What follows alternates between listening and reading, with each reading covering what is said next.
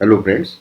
तो जैसे कि मैंने कल ही ट्वीट किया था कितने बजे? कल 12:36 पे, ठीक है। और मैंने कल ही बोला था कि 175 मिनट चार्ट को 75 minute chart market Nifty is quite bullish, ठीक है। तो one can wait to tap, मतलब हम नीचे का वेट कर सकते थे। एंड जो मैंने बता रहा था आपका 22,920 एक इम्पॉर्टेंट लेवल है, इसके इसके मतलब ब्रेक होने का वेट कर लीजिए, ठीक है। तो देखिए मार्केट क्या कर रहा है।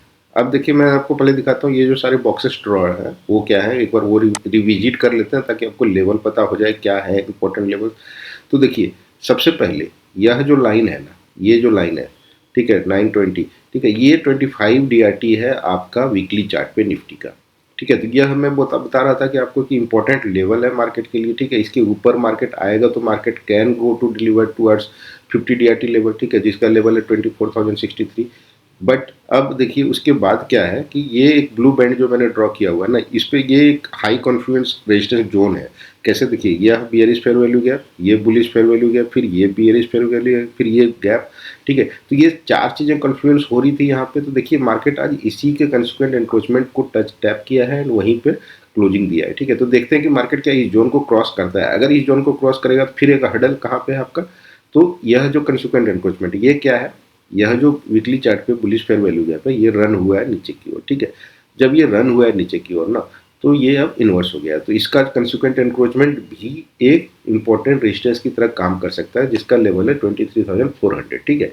तो देखते हैं कि मार्केट कल इन दो लेवल्स को क्रॉस करता है कि नहीं करता है, कि मार्केट इसी जोन से इसको टैप करके और वापस नीचे आता है, ये देखना होगा। अब देखिए वापस नीचे अब जब ऊपर जा रहा है ना, मार्केट फिर से एक सपोर्ट बनाते हुए जा रहा है, कई कई सारे सपोर्ट बनाते हुए जा रहा है। ये मैं 75 मिनट के चार्ट पे आपको दिखाता हूँ। देखिए मार्केट यहाँ से ऊपर जा रहा है, तो देखिए पहला फेयर वैल्यू गैप, फिर दूसरा फेयर वैल्यू गैप, ठीक है, इसी को टैप किया तो ये एक इंपॉर्टेंट सपोर्ट है, ठीक है। अब देखिए फिर यहाँ पे फेयर वैल्यू गैप है, फिर यहाँ पे फेयर वैल्यू गैप है, ठीक है। तो ये सारे मतलब इंपॉर्टेंट सपोर्ट्स की तरह काम करेगा अगर मार्केट नीचे आएगा। एक इंपॉर्टेंट सपोर्ट अब क्या बन गया है, 22,900, 5, 10 और 20 के जो आसपास का जोन है, वो एक इंपॉर्टेंट अब सपोर्ट की तरह बन गया। तो कल देखते हैं कि मार्केट अगर गैप डाउन लिया तो हो सकता है कि फिर से यहाँ पे सपोर्ट ले, ठीक है। बट कल बहुत हद तक क्लियर हो जाना चाहिए कि अभी इस जियोपॉलिटिकल टेंशन का क्या सिनारियो निकल रहा है, क्योंकि ट्रम्प का भी अल्टीमेटम खत्म हो रहा है। एंड हाई, मतलब मुझे जहाँ तक लग रहा है अब हाई चांसेस है कि जो जियोपॉलिटिकल टेंशन है ये सीज फायर की तरफ जाएगा, ठीक है। बट ट्रम्प एंड तो कोई भरोसा है नहीं, तो मैं ज़्यादा कुछ बोल नहीं सकता इस पर, लेकिन ठीक है। बट जहाँ तक मुझे लग रहा है कि अब ये टेंशन ज़्यादा एस्केलेट नहीं होगा एंड कोई कुछ ना कुछ बात बनेगी इनके बीच, ठीक है। तो अब देखिए मार्केट कहाँ पे है। तो अगर मार्केट कल गैप डाउन लिया, ठीक है, तो मार्केट हो सकता है गैप डाउन फिर सीधा ही 22,900 के नीचे ही लेगा एंड फिर उसी को रेजिस्टेंस बना नीचे की ओर चला जाएगा अगर टेंशन एस्केलेट हुआ। और अगर टेंशन एस्केलेट नहीं हुआ कल सुबह तक, ठीक है, जो अल्टीमेटम टाइम है उनका, ठीक है, तो मार्केट कल फिर से मतलब इजीली आपको एक अपमूव दिखा सकता है, क्योंकि market is quite bullish right now, ठीक है। बट ये इंपॉर्टेंट एक रेजिस्टेंस जोन को मार्केट हिट करने जा रहा है, तो ये ध्यान रखिएगा। दूसरा अब देख लीजिए 75 मिनट के चार्ट पे ना, ये जो दो हाई है, ठीक है, तो इक्वल हाई हमेशा हाई लिक्विडिटी पुल होता है, ठीक है, इसके ऊपर हमेशा हाई लिक्विडिटी रेस्ट कर रहा होता है। तो market can come to tap this and then again go back, ठीक है। तो ये कर सकता है। और अदरवाइज मार्केट का ऑब्जेक्टिव ऊपर काफ़ी है। क्या ऑब्जेक्टिव है? 25 DRT से अल्गोरिथमिक प्राइस डिलीवरी 50 DRT तक हो सकता है, तो जिसका लेवल है 24,000। उसके अलावा देखिए गैप है, ये गैप फिल होने हैं, ठीक है। अब उसके ऊपर एक इम्पोर्टेंट ये वाला जो जोन है ना, यहाँ पे इक्वल हाइस पड़े हुए हैं 3-4, ठीक है।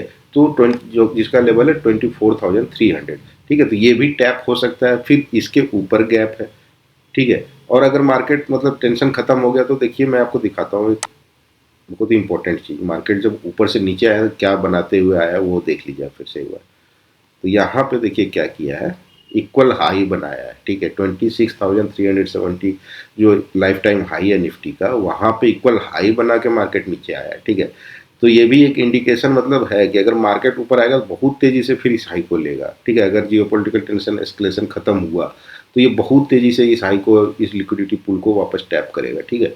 तो इसीलिए आप मार्केट में अभी सबसे पहले तो इमीडिएट सारे लेवल्स आप मार्क करके रखिए, ठीक है। इन लेवल्स पे देखिए रिएक्शन, क्योंकि लेवल्स बहुत ज़रूरी है। अगर लेवल्स को आप अगर मार्क करके नहीं रखोगे ना, तो आपको दिक्कत होगी। अब जैसे देखिए मुझे ये पता है कि 2910 के पास जो 25 DRT का लाइन है, यहाँ पे देखिए प्राइस एक्शन क्या होता है। एक्चुअली प्राइस एक्शन का मतलब आप समझिए, प्राइस एक्शन का मतलब ही यही है कि इंपॉर्टेंट लेवल पे ना कोई पैटर्न नहीं होता है, उसका मतलब कोई पैटर्न नहीं होता है, ठीक है। प्राइस एक्शन का मतलब ये होता है कि जैसे सपोज ये अल्गोरिथमिक लेवल है 25,000 22,900, जो ये 25 DRT का लाइन है ना, ये एक अल्गोरिथमिक लेवल है, ठीक है।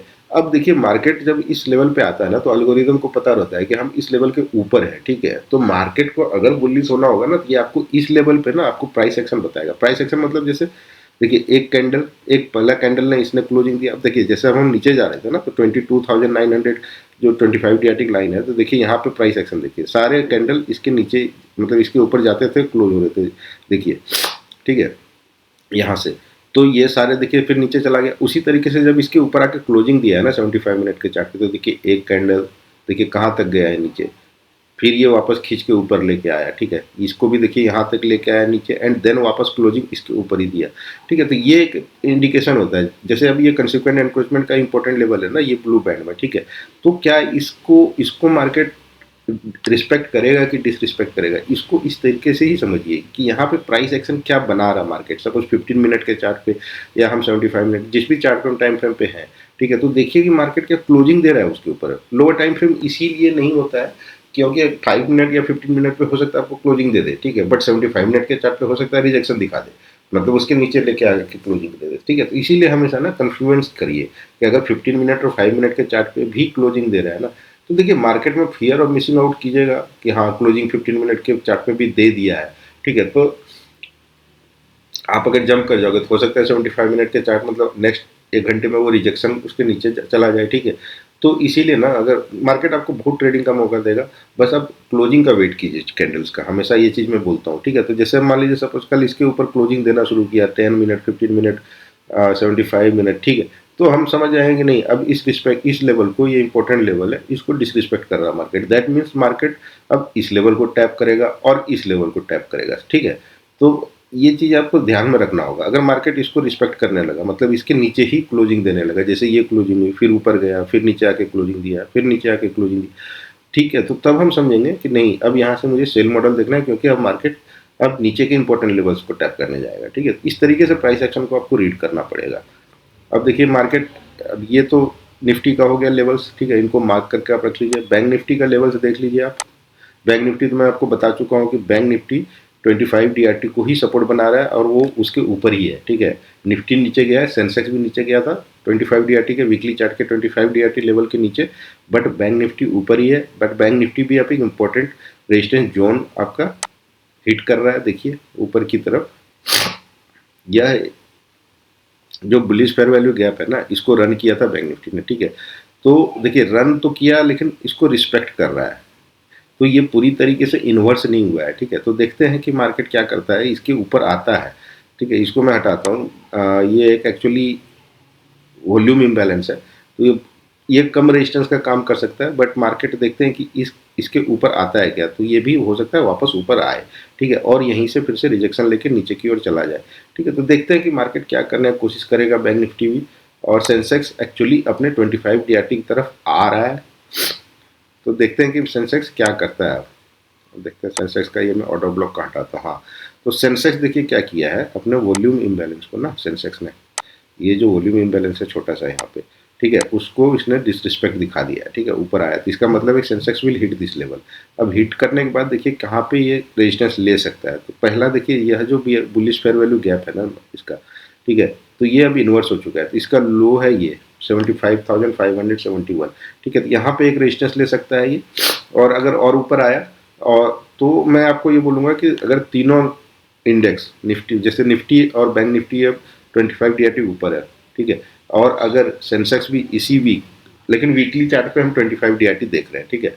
तो अगर इस फ्राइडे को तीनों इंडेक्स की क्लोजिंग 25 DRT के ऊपर होती है ना, तो मार्केट विल टर्न बुलिश, ठीक है, तीनों इंडेक्स अलाइन हो जाएगा बुलिशनेस के लिए, ठीक है। तो इस चीज़ का वेट कर लीजिए। अब देख लेते हैं हम कुछ एक दो चार्ट देख लेते हैं, ठीक है, स्टॉक्स के, इस पे ध्यान रखिए, ठीक है। तो देखिए जैसे टाटा पावर का चार्ट है, टाटा पावर क्या कर रहा है, यह जो बेयरिश फेयर वैल्यू गैप है इसको इन्वर्स किया है, ठीक है, एंड इसी को अब सपोर्ट बना के ऊपर की आ रहा है। देखिए ऊपर कहाँ कहाँ है, तो ऊपर देखिए यह एक इक्वल हाई है ये वाला, ठीक है, दूसरा इक्वल हाई ये है 395.395, ठीक है, तो ये टैप हो सकता है टाटा पावर में, तो इसका ध्यान रखिएगा आप, ठीक है, ये टैप हो सकता है। और इसके ऊपर आके अगर इसके ऊपर क्लोजिंग देता है 401 के ऊपर, तो हो सकता है कि ये फिर से 420 की तरफ भी बढ़ जाए, तो इस पर ध्यान रखिए, ठीक है। इसका स्टॉप लॉस आप इसके नीचे रखिए 372 के नीचे, ये ध्यान रखिए। सिमिलरली एनटीपीसी भी मुझे बुलिश दिख रहा है। एनटीपीसी में डेली चार्ट पे ना एक फेयर वैल्यू गैप है, देखिए, जिसको ये रन करने की कोशिश कर रहा है। ये देखिए ये वाला ना डेली चार्ट पे एनटीपीसी में यह एक फेयर वैल्यू गैप है, ठीक है। अगर ये मार्केट इसके ऊपर कल क्लोजिंग देता है ना 370 के ऊपर, तो it will also be bullish, ठीक है। ये फिर रन करेगा 380 385 के आसपास कहीं पे इक्वल हाइस लाइक करें, वो टैप करेगा जाके, ठीक है। तो इस पर भी ध्यान रखिए। तीसरा एक ओएनजीसी का चार्ट है, ये भी देखिए, आपको मैं 75 मिनट के चार्ट पे अगर दिखाऊं तो देखिए इक्वल हाई है, ठीक है, और ये 75 DRT ऊपर है, तो हो सकता है कि ये हाई ये टैप करे, जिसका लेवल 393 के आसपास है, तो ये हाई टैप हो इतना। पर ध्यान रखिए स्टॉक्स में ऑप्शंस मत कीजिए, मतलब ऑप्शंस बाय मत कीजिए, क्योंकि वो थीटा डी के होता है, मतलब ये हो सकता है कंसोलिडेट करते रहे 2-4 दिन तो और थीटा डी के हो जाएगा एंड ऑप्शंस में आपको नुकसान होगा, ठीक है। तो अगर स्टॉक्स में करते हो ना आप, तो कैश या एम टी एफ किया करो और उसमें स्टॉप लॉस लगा के किया करो आप।